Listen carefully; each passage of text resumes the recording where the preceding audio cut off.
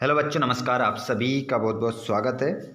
जैसा कि आप सभी विद्यार्थियों को पता है, आप पेपर दे रहे हैं रुक जाना नहीं परीक्षा योजना जो 2023 आपकी चल रही है, उसके स्टूडेंट्स आपके पेपर हो चुके हैं। तीन पेपर हो चुके हैं, गणित का, संस्कृत का, विज्ञान का।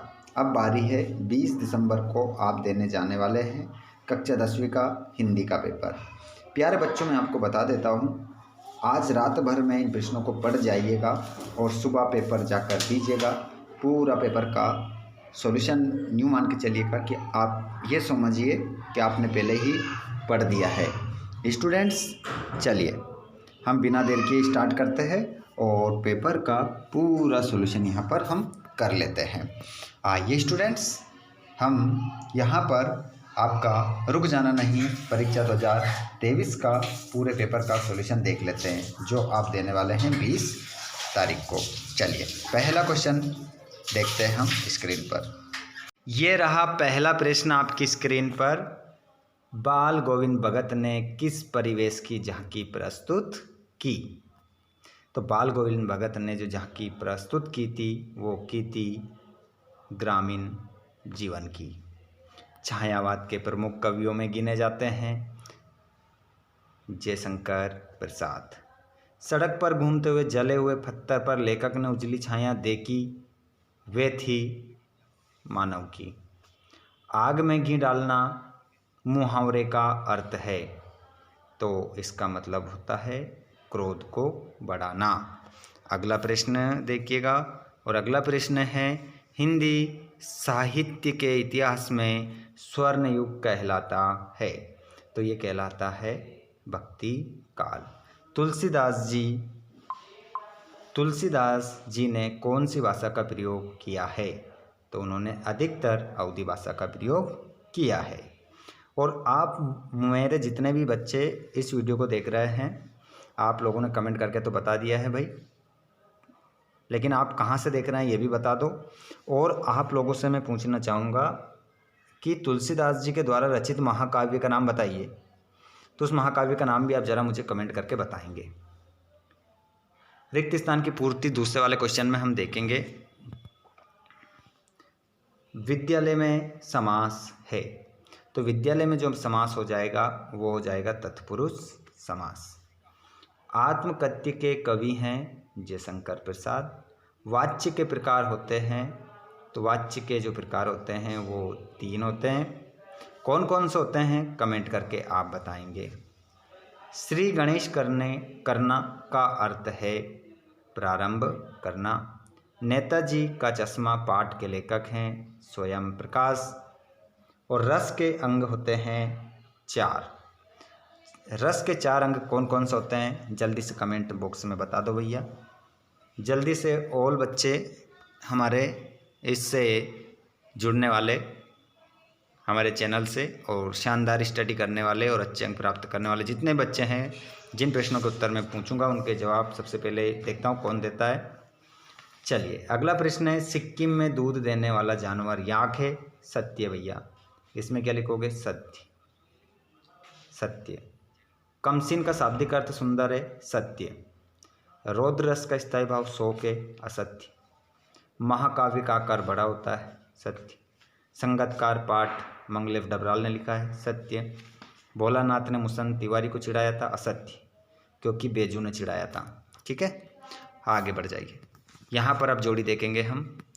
जोड़ी है आपकी देशभक्त,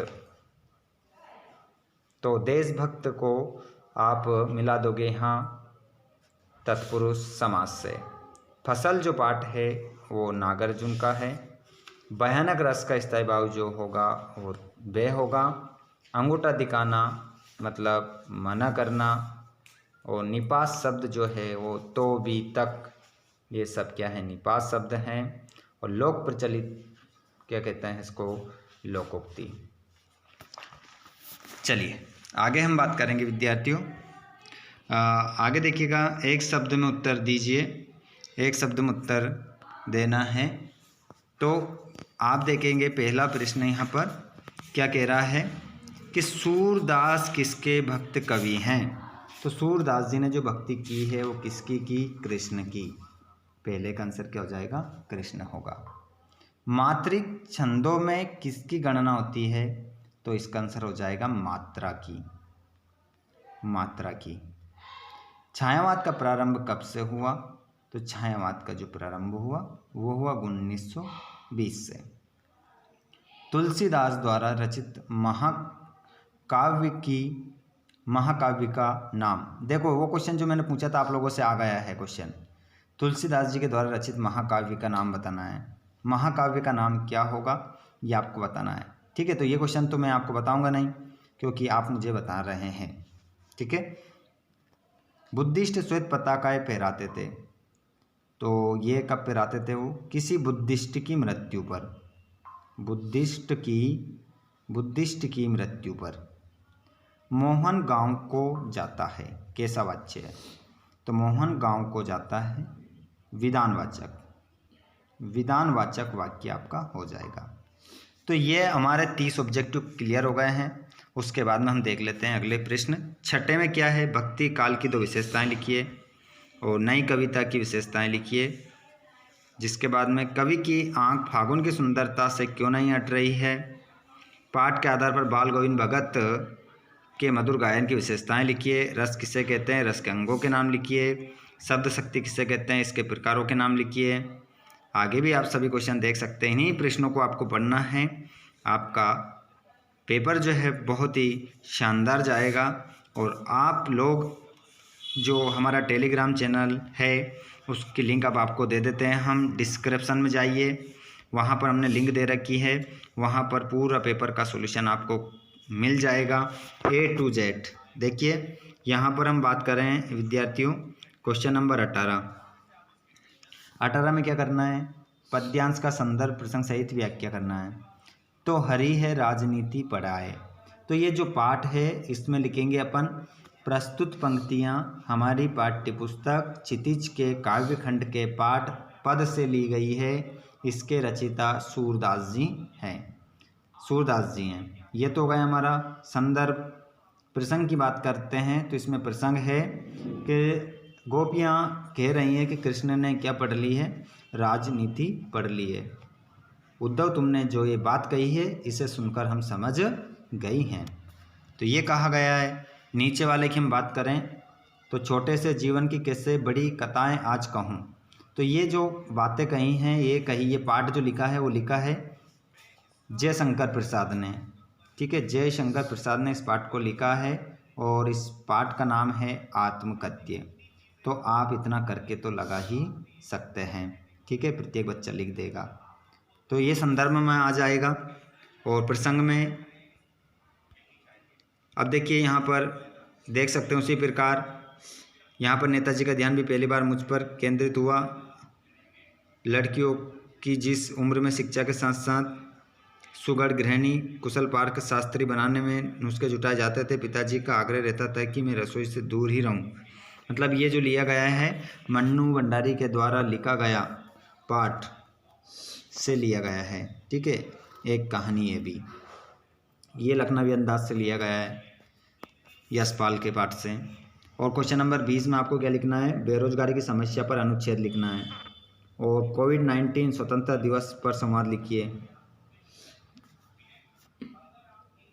और अगला क्वेश्चन आप देखेंगे 21 में आपको क्या करना है? नीचे दिए गए अपठित गद्यांश का शीर्षक और आंसर आपको देना है यहाँ पर। क्वेश्चन नंबर आप देखेंगे 22 में आपको क्या करना है? मोहल्ले की सफाई करवाने तो नगर पालिका अधिकारी को एक आवेदन पत्र लिखना है और इसमें निम्नलिखित में से किसी एक विषय पर रूपरेखा सहित निबंध लिखना है। तो ये पूरा क्वेश्चन पेपर आपका हो चुका है। ठीक है, चलिए अब मैं आप लोगों को बता देता हूँ स्टूडेंट्स, इतना ही लगा कर जाइएगा, अच्छे से ध्यानपूर्वक आपका पूरा क्वेश्चन पेपर बन जाएगा। और 1 से लेकर 23 तक आपको जो भी प्रश्न चाहिए, इनमें से 1 से 23 तक जो भी प्रश्न आपको चाहिए कमेंट बॉक्स में बताइएगा, क्योंकि इन सभी प्रश्नों के उत्तर हमारे द्वारा डाल दिए गए हैं। धन्यवाद।